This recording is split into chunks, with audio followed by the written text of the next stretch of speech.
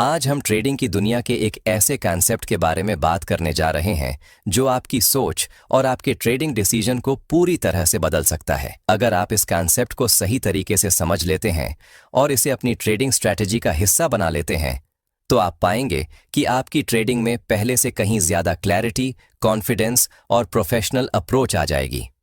इस कॉन्सेप्ट का नाम है मल्टी टाइम फ्रेम एनालिसिस।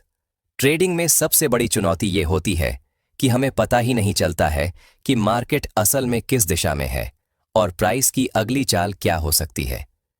कभी प्राइस ऊपर जाता है, फिर अचानक नीचे गिरता है और कई बार साइडवेज भी हो जाता है। ऐसे में ज्यादातर नए ट्रेडर्स कंफ्यूज होकर गलत जगह पर एंट्री ले लेते हैं और ट्रेडिंग में नुकसान उठा बैठते हैं। अगर आप भी कभी इस स्थिति में फंसे हैं तो आप अकेले नहीं हैं। दुनिया का हर नया और यहां तक कि अनुभव वाला ट्रेडर भी किसी न किसी समय इस समस्या का सामना करता है। इसी समस्या का हल करीब 120 साल पहले चार्ल्स डॉ ने दिया था, जिन्हें टेक्निकल एनालिसिस का जन्मदाता माना जाता है। उन्होंने 1900 के आसपास एक थ्योरी दी थी जिसे हम आज डाउ थ्योरी के नाम से जानते हैं। इस थ्योरी की मदद से मार्केट के मूवमेंट को समझा जा सकता है और यह पता लगाया जा सकता है कि आगे प्राइस किस दिशा में जाने वाली है। डाउ थ्योरी ने ट्रेडिंग की दुनिया में एक नई क्रांति ला दी थी और आज भी इस पर आधारित कई स्ट्रैटेजी इस्तेमाल की जाती हैं। अब आप सोचेंगे कि आखिर मल्टी टाइम फ्रेम एनालिसिस होता क्या है। यह एनालिसिस का एक तरीका है जिसमें आप एक साथ छोटे और बड़े टाइम फ्रेम दोनों का इस्तेमाल करते हैं। सबसे पहले आप बड़े टाइम फ्रेम पर जाकर यह समझते हैं कि मार्केट की दिशा क्या है। उसके बाद आप मीडियम टाइम फ्रेम पर जाकर मार्केट का बिहेवियर चेक करते हैं और आखिर में आप छोटे टाइम फ्रेम पर जाकर एंट्री और एग्जिट के लिए परफेक्ट पॉइंट चुनते हैं। इस पूरी प्रोसेस में हमें 3 टाइम फ्रेम की जरूरत होती है। पहला होता है डायरेक्शन टाइम फ्रेम। इसका काम है यह बताना कि मार्केट की दिशा क्या है, यानी मार्केट ऊपर जा रहा है, नीचे जा रहा है या फिर साइडवेज मूव कर रहा है। दूसरा टाइम फ्रेम होता है बिहेवियर टाइम फ्रेम। इसका काम है हमें बताना कि प्राइस कैसे मूव कर रही है, मोमेंटम कैसा है, मार्केट स्ट्रक्चर ब्रेक हो रहा है या नहीं, कहीं स्ट्रैंग रिजेक्शन हो रहा है या डोजी जैसी कैंडल्स बन रही हैं या नहीं। तीसरा और आखिरी टाइम फ्रेम होता है एंट्री टाइम फ्रेम, जिसमें आप वास्तव में ट्रेड एंटर करते हैं। अब यहां पर एक जरूरी बात, अक्सर लोग 4 घंटे, 1 घंटा और 15 मिनट का टाइम फ्रेम इस्तेमाल करते हैं, लेकिन इंडियन मार्केट में 4 घंटे का टाइम फ्रेम काफी बड़ा हो जाता है। इसलिए मैं आपको यही स्ट्रैटेजी 1 घंटा, 15 मिनट और 5 मिनट के टाइम फ्रेम पर समझाऊंगा, ताकि आप इसे आसानी से इंट्राडे और स्कैल्पिंग दोनों में इस्तेमाल कर सकें। मान लीजिए मैं इंट्राडे ट्रेडिंग कर रहा हूं, तो इस केस में मैं 1 घंटे के टाइम फ्रेम को डायरेक्शन टाइम फ्रेम मानूंगा। इसका मतलब है कि मैं पहले 1 घंटे के चार्ट पर देखूंगा कि मार्केट ऊपर की तरफ है, नीचे की तरफ है या फिर साइडवेज है। इसके बाद मैं 15 मिनट के टाइम फ्रेम पर जाऊंगा ताकि मुझे मार्केट का बिहेवियर समझ में आए। यहां मुझे पता चलेगा कि प्राइस अभी रिट्रेसमेंट कर रही है, पुल बैक ले रही है या फिर मोमेंटम के साथ ट्रेंड को कंटिन्यू कर रही है।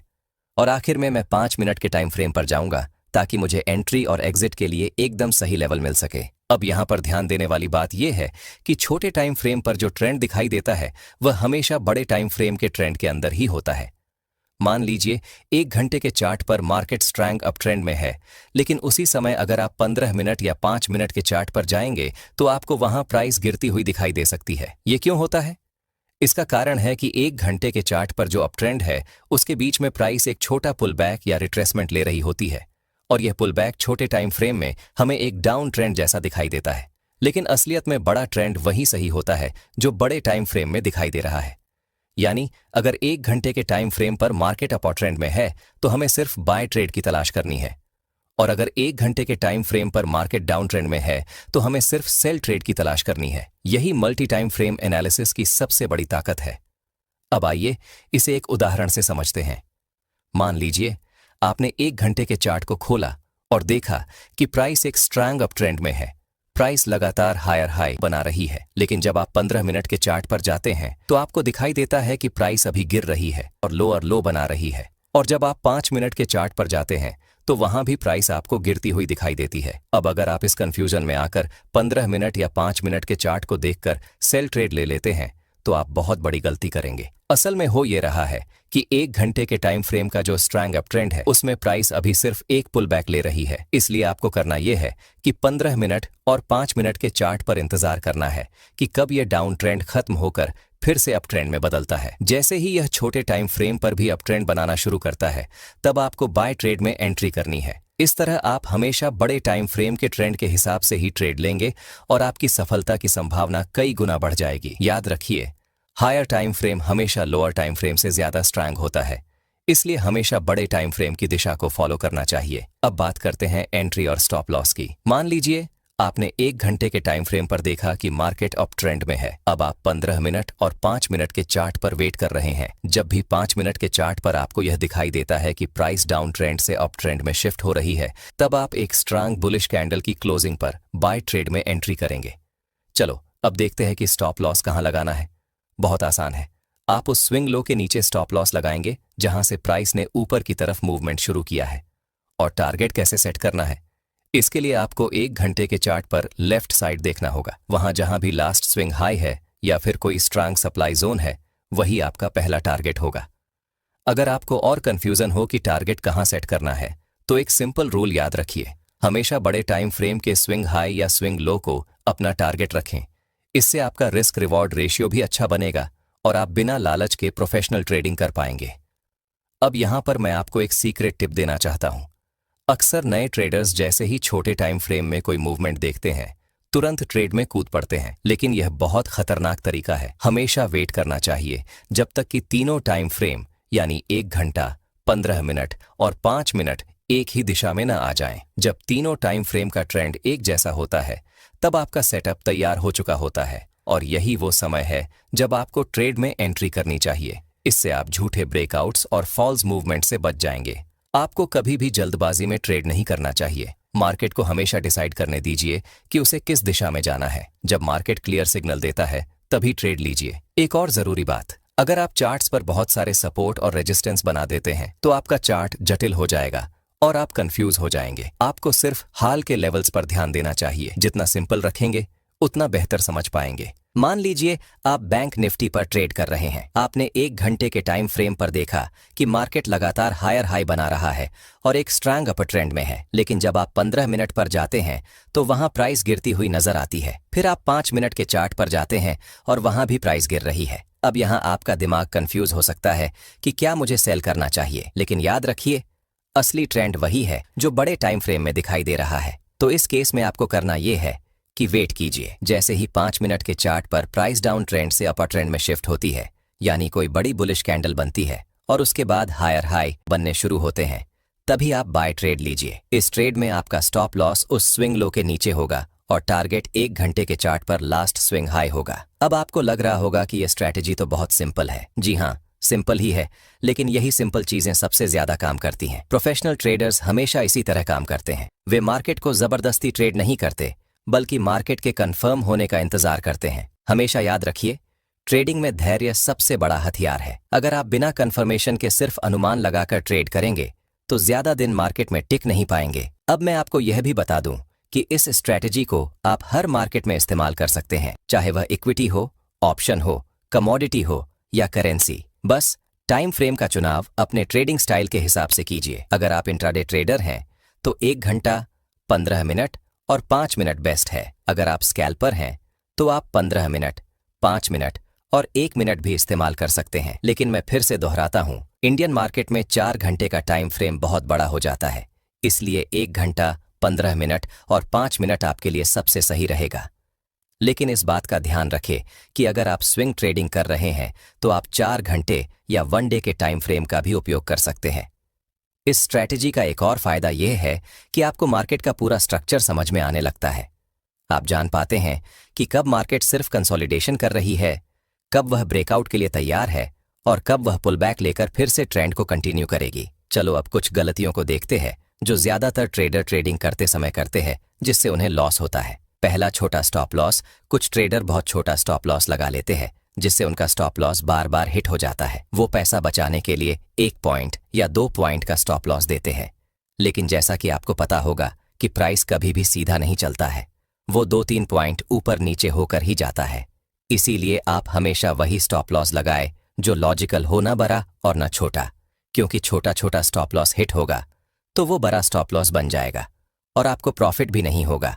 अगर आपको सही स्टॉप लॉस लगाने नहीं आता है तो आप हमारे वीडियो को देख सकते हैं, जिससे आप सही स्टॉप लॉस लगा पाएंगे। दूसरा, टारगेट। किसी भी ट्रेड में एंट्री लेने से पहले स्टॉप लॉस और टारगेट हमें पता होना चाहिए, तभी हम लोग रिस्क टू रिवॉर्ड का पालन कर सकते हैं, क्योंकि हमें किसी भी ट्रेड में कम से कम 1:2 का रिस्क टू रिवॉर्ड पालन करना चाहिए, तभी हम लोग एक प्रॉफिटेबल ट्रेडर बन सकते हैं। जैसे मान लो, अगर हम लोग किसी ट्रेड में 10 पॉइंट का रिस्क ले रहे हैं तो कम से कम 20 पॉइंट का प्रॉफिट हो, तभी हम लोग एक प्रॉफिटेबल ट्रेडर बन सकते हैं। तीसरा, पार्शियल बुकिंग। मान लीजिए आपने 2 लॉट में ट्रेड लिया है। जब प्राइस आपके फेवर में थोड़ा बढ़े तो एक लॉट बुक कर लीजिए और दूसरा लॉट ट्रेलिंग स्टॉप लॉस के साथ चलने दीजिए। इससे आपका रिस्क कम हो जाएगा और मुनाफे का चांस ज्यादा हो जाएगा। चौथा, हर जगह एंट्री करना। कुछ ट्रेडर बहुत सारे ट्रेड को लेने लगते हैं क्योंकि 5 मिनट का टाइम फ्रेम बहुत छोटा होता है, इसीलिए उसे हर जगह पर ट्रेड दिखाई देने लगता है, जो वो बहुत सारे ट्रेड लेने लगते हैं, जिससे उनका स्टॉप लॉस बार बार हिट हो जाता है और उसे लॉस हो जाता है, क्योंकि अच्छे सेटअप दिन में 2 से 3 ही बनते हैं। लेकिन कुछ ट्रेडर ज्यादा प्रॉफिट करने के चक्कर में ओवर ट्रेडिंग करते हैं और अपना नुकसान कर बैठते हैं। तो ओवर ट्रेडिंग से बचे और सेटअप बनने ही पर ट्रेड ले। पांचवा, ट्रेंड के ऑपोजिट ट्रेड लेना। कुछ ट्रेडर ट्रेंड को नहीं देखते और बहुत सारे ट्रेड को लेने लगते हैं। वो कभी बाय करते हैं, कभी सेल करते हैं। इसीलिए किसी भी ट्रेड में एंट्री लेने से पहले ट्रेंड को जरूर देखे कि ट्रेड अप है या डाउन, और एक अच्छा सा सेटअप देखकर ही एंट्री ले, तभी आप प्रॉफिट कर पाएंगे। चलो अब कुछ एडवांस्ड प्रैक्टिकल टिप्स देखते हैं। हमेशा देखें कि तीनों टाइम फ्रेम्स में ट्रेंड एक ही दिशा में है या नहीं। कभी कभी छोटे टाइम फ्रेम का पुल बैक लंबा खींच सकता है। एक अच्छा सेटअप बन जाए तभी आप ट्रेड में एंट्री ले। Support and resistance zones. केवल लाइंस पर भरोसा मत करें। बड़े टाइम फ्रेम पर स्विंग हाई और स्विंग लो को सप्लाई डिमांड जोन की तरह मार्क करें। ये लेवल्स छोटे टाइम फ्रेम में एंट्री और स्टॉप लॉस की सही जगह बताते हैं। और अगर आपको सपोर्ट रेसिस्टेंस खींचने नहीं आता है तो आप हमारे प्लेलिस्ट में जाकर देख सकते हैं। और इस बात का ध्यान दें कि ट्रेड लाइन कभी भी लाइन से मत ड्रॉ करें, उसे एक जोन से ड्रॉ करें, क्योंकि जरूरी नहीं कि आपके लाइन से ही प्राइस ऊपर नीचे जाए, थोड़ा ऊपर नीचे हो सकता है। Candle stick patterns. 15 मिनट के चार्ट पर एंट्री से पहले कैंडल पैटर्न देखें, जैसे bullish engulfing, bearish engulfing pin bar, hammer, doji. ये पैटर्न असली मूव और फेक मूव में फर्क करने में मदद करते हैं। अगर आपको कैंडलस्टिक पैटर्न के बारे में नहीं पता है तो आप हमारे इस वीडियो को देख सकते हैं, जिसमें मैंने कैंडल की पूरी जानकारी दी है और वो कैसे बनता है और कब हमें ट्रेड में एंट्री लेना है। आप ये भी सीख सकते हैं वॉल्यूम एनालिसिस। ट्रेंड में एंट्री से पहले वॉल्यूम चेक करें। अगर बाय मूव में वॉल्यूम बढ़ रहा है तो यह एंट्री को कंफर्म करता है। इसी तरह डाउन मूव में वॉल्यूम कम होना चाहिए। इस प्रकार आप वॉल्यूम को देखकर भी ट्रेड में एंट्री ले सकते हैं, लेकिन इस बात को ध्यान में रखें कि इंडिकेटर पर कम भरोसा रखें और प्राइस एक्शन को फॉलो करें, क्योंकि कुछ ट्रेडर बहुत सारे इंडिकेटर को लगा लेता है, जिससे उन्हें चार्ट अच्छे से दिखाई नहीं देता है और वो कंफ्यूज हो जाते हैं। अब अंत में मैं आपको ये कहूंगा कि इस स्ट्रेटेजी को पहले बैक टेस्ट कीजिए, यानी पिछले चार्ट्स पर इसको लगाकर देखिए कि यह कैसे काम कर रही है। उसके बाद ही इसे अपने रियल अकाउंट में इस्तेमाल कीजिए। अगर आप बिना बैक टेस्ट के सीधे पैसे लगाकर ट्रेड करेंगे तो रिस्क बढ़ जाएगा। ट्रेडिंग एक स्किल है और स्किल को प्रैक्टिस की जरूरत होती है। जितना ज्यादा आप प्रैक्टिस करेंगे उतना ज्यादा कॉन्फिडेंस आएगा। तो दोस्तों, यह थी मल्टी टाइम फ्रेम एनालिसिस की पूरी स्ट्रैटेजी, जिसमें हमने 1 घंटा, 15 मिनट और 5 मिनट के चार्ट्स का इस्तेमाल किया। अगर आपने इस वीडियो को ध्यान से सुना है और इसे प्रैक्टिस किया तो आपके ट्रेडिंग में बहुत बड़ा बदलाव आएगा। वीडियो अच्छी लगी हो तो वीडियो को लाइक करें और चैनल को सब्सक्राइब करें, ताकि आपको फ्री में और भी ऐसी प्रैक्टिकल ट्रेडिंग स्ट्रैटेजीज मिलती रहें। तो इस शेयर जरूर करना, ताकि और भी लोग ट्रेडिंग को सीख सके और लॉस मेकिंग ट्रेडर से प्रॉफिटेबल ट्रेडर बन सकते हैं। और अगर आपको ट्रेडिंग करने में किसी भी प्रकार का प्रॉब्लम होता है तो कमेंट में जरूर लिखना।